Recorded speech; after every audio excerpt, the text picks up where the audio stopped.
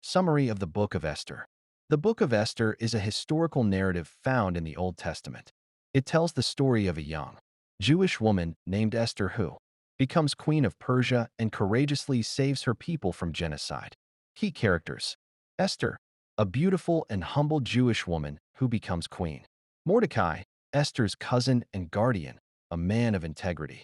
King Xerxes, Ahasuerus, the Persian king who chooses Esther as queen. Haman, the king's advisor who plots to destroy the Jews. Plot summary: King Xerxes dismisses Queen Vashti for disobedience and later selects Esther as his new queen, unaware she is Jewish. Haman, the king's advisor, becomes enraged when Mordecai refuses to bow to him. In revenge, Haman plots to destroy all Jews in the empire. Mordecai urges Esther to use her royal position to plead with the king.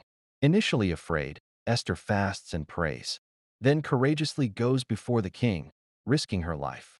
Esther reveals Haman's evil plan, and the king has Haman executed. The Jews are saved, and the festival of Purim is established to celebrate their deliverance. Reflection message: for such a time as this, Esther 4 verse 14.